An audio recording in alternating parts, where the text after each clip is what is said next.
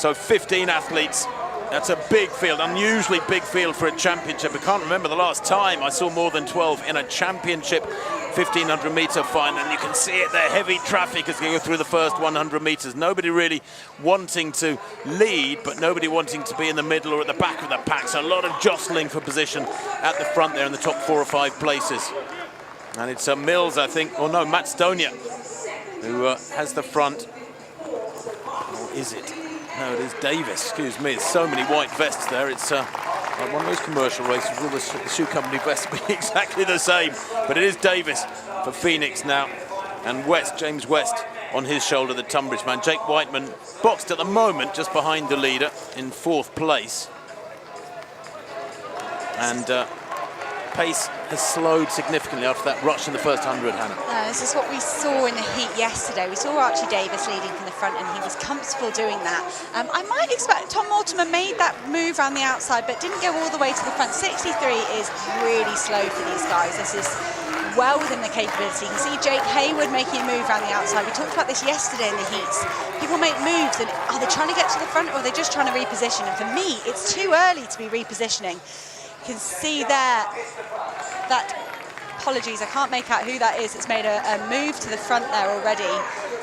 It's James Young, I think, of Morpeth. But yeah, Josh Kerr boxed badly at the moment on the inside. But look at this, 5 across. They come into the straight after 600 meters. It is painfully slow. Athletes like Jake Whiteman with that fabulous 800 meter speed should be confident in this sort of situation. Josh Kerr has enormous strength. I don't know if he's got the speed to match the likes of Whiteman as they go through 2 laps to run, but it's going to be an even slower second lap. 63.4. You've got athletes out there right out in lane 3. That's Copeland, I think, Piers Copeland of Wimborne, running very, very wide there. It doesn't really matter at this pace if you run 3 or 4 meters further because it is so slow. But look at that 800 time, 2:05.46. Slightly quicker second lap for what it's worth. Josh Kerr pushing his way through on the inside. I was going to say Archie Davis is running a good race on the inside, but I was noticing he was drifting wide a little bit, and I was wondering when Josh Kerr might try and get around the inside of Archie Davis. He's done that.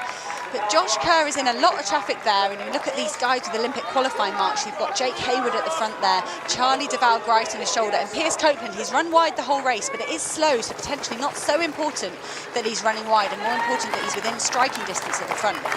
5 men in this field at the Olympic qualifying. The first 2 will book their spots for Tokyo.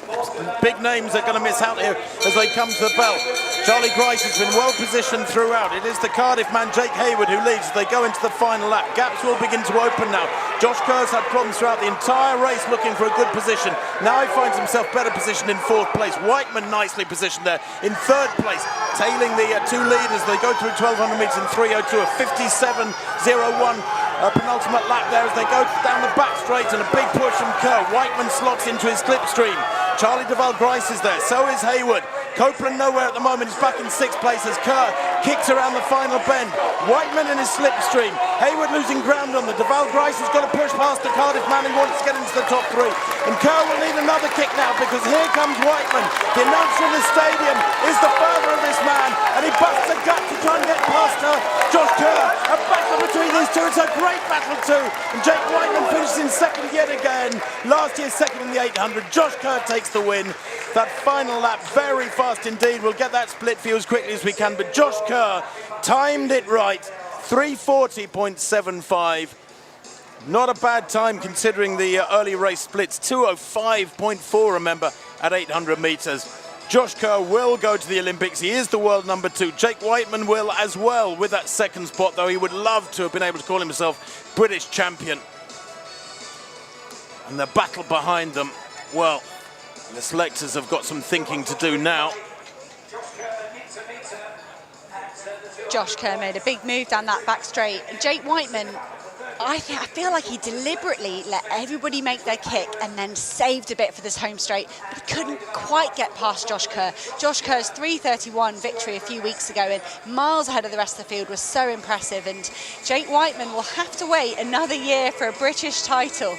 How many medals can he pick up at the British Championships without winning? But he has secured that Olympic qualification. I think Jake Hayward held on for that 3rd place. Archie Davis and Charlie Deval Grice